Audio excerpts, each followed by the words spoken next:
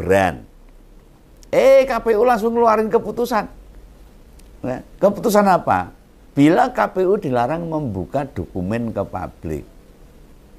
Ya, meski ada batasannya selama 5 tahun loh. Prakteknya nggak semudah itu. Maksudnya 5 tahun, data pejabat selama dia menjabat loh. Itu nggak bisa diakses masyarakat. Kita nggak boleh tuh minta data diri ke KPU. Soal presiden dan wakil presiden. Nah, kan KPU Republik Indonesia hanya nyimpen data mereka berdua. Banyak kalangan bilang, ini data gubernur sama wagub, wali kota dan wawali, serta data diri bupati dan wakil bupati bakal dilarang juga. Lah piye ini? Lah masyarakat percaya, ya nek duwe ijazah. Terus yang ini, ya nek ijazah nggak asli. Kan repot ini, masyarakat jadi milih kucing dalam karung. Jebule itu kucing. Loh mengapa begitu? Keputusan KPU Republik Indonesia atau KPU Pusat akan jadi jurisprudensi alias rujukan buat mengeluarkan peraturan yang sejenis. Loh fokusnya sih emang perkara keaslian ijazah. Padahal jika belajar dari pilkada serentak November tahun lalu tuh ada 2 kandidat kepala daerah didiskualifikasi gara-gara ijazahnya palsu. Lah ini kan harus ngerti. Kalau nggak dipublikasikan, tahunya dari mana kalau palsu? Kan repot nih KPU ini, parah ini KPU ini. Yang pertama pilkada untuk Kota Palopo itu di Sulawesi Selatan dan pilkada untuk Kabupaten Pesawaran di Provinsi Lampung itu kan didiskualifikasi. Ya akhirnya ketahuan kan kalau itu palsu.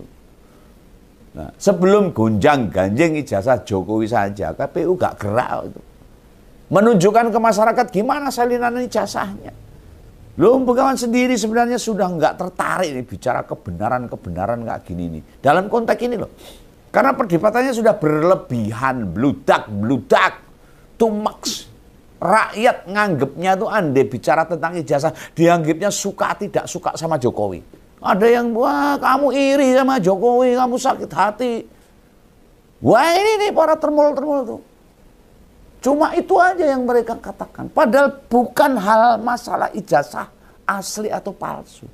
Karena Jokowi itu sebuah pejabat publik, pemimpin negara yang harus diketahui oleh rakyatnya. Lalu benar-benar ijazahnya palsu ya coba. Nah tentang ijazah Gibran yang hampir sama. Orang mempertanyakan keaslian dokumen sama rekam jejak pendidikannya. Itu wajar masyarakat menanyakan itu. Loh kamu tuh digaji sama pajak rakyat. Rakyat pengen tahu ini ijazah tenan apa ora toh. Lah kok kemana-mana manuvernya Jokowi kemana-mana. Yang akhirnya membawa korban banyak masyarakat. Bukan teladan seorang pemimpin kayak gitu itu. Nah, itu sesuatu yang wajar. Masyarakat bertanya. Ya karena dia memimpin kita. Mosok kita dipimpin oleh orang yang menipu, memalsukan dokumen. Anda memang ijazahnya asli, gak usah banyak bicara. Orang usah banyak manuver, orang usah nganggu pengacara, orang usah nganggu preman. Ngapain lu? Kan pemimpin, orang nomor 1 di Indonesia yang bisa mengatakan itu udah digeni. Kenapa takut? Kalau benar-benar asli. Jadi teladan harusnya buat masyarakat. Bukan malah kayak gini ini. Ancur, lebur, mawut, ruwet. Lah ikuti saja prosedurnya. Lah KPU sendiri harusnya dengan enteng, ringan, gari mengupload ijazah itu. Gendang rampung. Kalau saya pribadi mengatakan, yang angel ya Pak Jokowi. Rintitannya ya KPU, GM. Kenapa sih rakyat digituin? Misalnya ada orang tanya, gelangmu asli atau palsu? Asli. Tunjukin aja gelangnya, dites. Oh asli. Gampang kan? Ruwet ini jadinya. Lah urusan pemimpin itu kan banyak. Orang mau kepentingan individu begitu. Itu kan masalah remeh sebenarnya. Masalah paling remeh buat Jokowi dan keluarganya. Kenapa dibuat sulit? Maka masyarakat jadi bertanya-tanya, masyarakat jadi curiga. Boleh, bukan sakit hati, bos. Bukan iri. Bukan apapun. Bukan membenci, tidak. Ya, tapi karena manuver-manuver yang sangat menghebohkan. Ya, sangat meragukan saja masyarakat. Jadi ragu. Loh bagaimana bisa loh? Dokumen-dokumen kelengkapan syarat buat ngedaftar pilpres mosok dilarang diketahui publik. Loh KPU sekarang ini loh, kok aneh ini nih. Dan peraturan larang itu diterbitkan sesaat setelah isu itu jadi pemberitaan yang bertubi-tubi, berkelanjutan. Koyo episode sinetron yang TV, ratusan episode. Loh pertanyaan mendasarnya loh. Nek kita semua tahu dokumen itu, terus kenapa? Ya, ada teman saya ada yang tanya gitu. Misalnya Jokowi itu ijazahnya terbukti palsu meh ngopo gitu. Apa sih resiko yang didapat pejabat bila dokumennya ditunjukkan ke masyarakat misalnya? Loh secara pribadi Om Begawan setuju. Tidak semua data harus dibuka. Iya saya setuju. Tapi yang sifatnya umum, yang melekat pada dirinya, alamat, nomor KTP, umur, ya termasuk pendidikan. Lah kalau saya bilang pendidikannya S1, mana ijazahnya? Kan masyarakat harus tahu. Ya harus dibuka dong. Kayak LHKPN, ya dilaporkan ke KPK. Masyarakat butuh tahu. Kayak apa sih pemimpin kita nantinya? Seorang pejabat punya tanah di mana-mana, luas berapa, harga appraisalnya nyampe berapa. Itu padahal data-data kepemilikan kekayaan.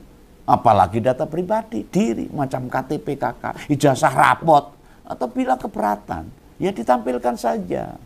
CV atau kurikulum vitae. Jadi masyarakat.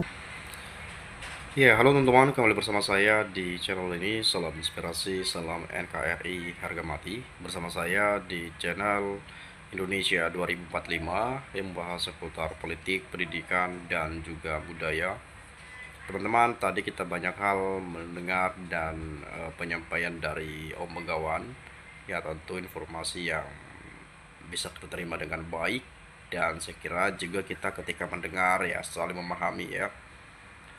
Dan teman-teman, kalau kita melihat aturan KPU, ya ini ribut-ribut soal aturan KPU yang soal dokumen capres cawapres, terutama soal ijazah yang katanya ya dibuka kalau ada izin dari pemilik, diperlihatkan kalau ada izin dari pemilik.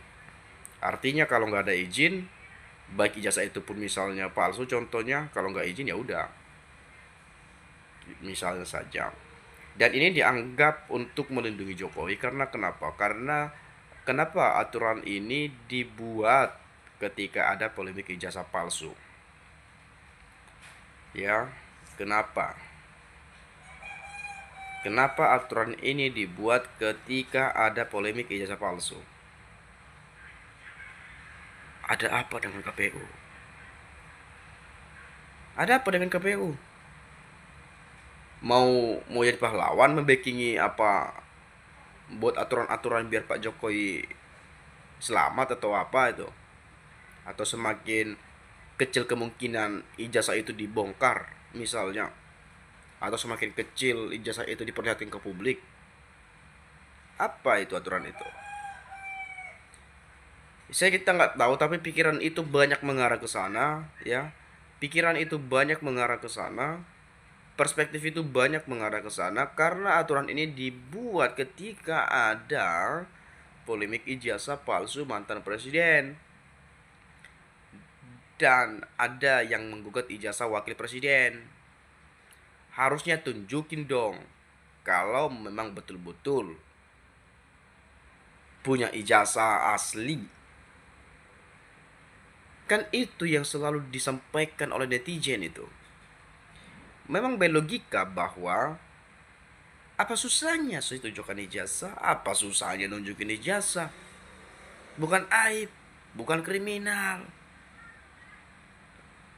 Kok lama betul diungkap? Kok bertele-tele betul? Kok banyak sekali drama-drama di sini?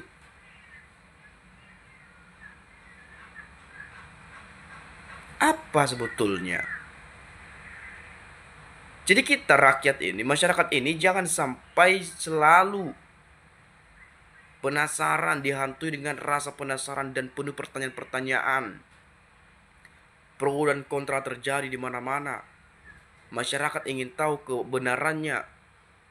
Kalau kebenaran itu tak ada nanti terlihat atau kebenaran itu tak kunjung tiba, jangan diisukan lah, jangan dikasuskan lah. Kalau kita nggak dengar kepastian yang benarnya yang mana. Kita melihat banyak sekali keributan hari-hari ini, kegaduhan. Hanya soal ijazah, bayangin, soal ijazah. Saya kira Pak Jokowi juga kalau mau diadili, adili saja deh, ya. Nah, dan diadili ini ya bukan sudah bersalah, bukan, tetapi ya itu nanti dibuktikan di pengadilan. Karena juga narasi-narasi adili Jokowi itu sudah banyak sekali. Narasi-narasi yang digaungkan untuk adili Jokowi itu sudah di mana-mana. Adili sajalah, biar rakyat puas sekalian. Saya nggak habis pikir loh ya, saya sebagai masyarakat biasa, saya nggak habis pikir. Apalagi dengan kita yang punya logika, ya, punya logika. Saya nggak habis pikir. Nggak habis pikir jadi mana? Lah kok ini ijazah lama sekali? Apa sebetulnya, ngapain aja nih orang-orang ini? Ngapain aja tuh Pak Jokowi misalnya? Tunjukkan saja, apa kok susahnya sih? Ya bukan aib gitu ya, bukan kriminal, bukan dosa juga. Bukan sekarang ditunjukkan besoknya meninggal, nggak ada seperti itu. Apa salahnya, tunjukkan saja sih. Wong juga sudah jadi mantan. Sebagai seorang negarawan, oke lah, harusnya kan beliau legowo. Katanya cinta Indonesia, cinta rakyat Indonesia, tidak menginginkan kegaduhan, inginnya perdamaian. Ketika ada luar negeri sana, ada perang atas nama perdamaian, bla bla bla bla. Rakyat sendiri lagi gaduh nih, berdebat soal ijazahnya. Damaikan dong. Dengan apa? Tunjukin. Udah selesai. Segampang itu kok ya. Kalaupun ada privasi yang mungkin tidak dimungkinkan untuk ditunjukkan ke publik misalnya, ya setidaknya harapan kita ini kan misalnya Roy Suryo CS lah yang menggugat ijazah-ijazah Pak Jokowi ini lah misalnya. Ya tinggal panggil saja Roy Suryo CS-nya ke rumah Pak Jokowi itu. Dan didampingi oleh siapa? Oleh saksi misalnya, saksi yang kuat dan independen misalnya. Tunjukkan saja kepada mereka ijazah itu, nanti diteliti dan diselidiki. Ya. Nah, ketika memang Rosiro CS menyatakan itu asli nantinya karena sudah melihat secara nyata dan sudah meneliti, nanti mereka sendiri akan klarifikasi kok ke publik. Mereka akan mengakui bahwasanya mereka bersalah. Mereka akan mengakui bahwa ijazah Pak Jokowi asli. Mereka akan akui itu. Kalau kan ini kan orang-orang ini kan panasnya itu semakin panas karena mungkin ini saja ya, biologika saja misalnya. Ini antara masuk akal atau tidak lah. Apa susahnya tunjukkan? Gampang kok. Yang jadi persoalannya, kenapa hanya mengungkap ijazah ini, keabsahan ijazah itu asli atau tidak, selembar kertas. Di zaman digital saat ini pasti banyak sistem yang bisa menguji itu, meneliti itu. Ya. Uji lab misalnya, laboratorium forensik dan sebagainya. Yang betul-betul terpercaya lah. Kalau di Indonesia di uji lab Ford ya, saya kira banyak rakyat nanti yang nggak percaya. Bukan nggak bagus itunya, tapi karena sering sekali masyarakat itu melihat kebohongan-kebohongan, rekayasa-rekayasa mungkin dalam pikiran masyarakat itu. Jadi kalau suatu waktu ada sesuatu hal yang benar misalnya, itu pasti dianggap salah itu, dianggap nggak percaya. Pak Jokowi misalnya, seandainya Pak Jokowi punya ijazah benar-benar asli, orang nggak akan percaya itu. Gak akan percaya. Kenapa? Karena prosesnya ini saja berbelit-belit.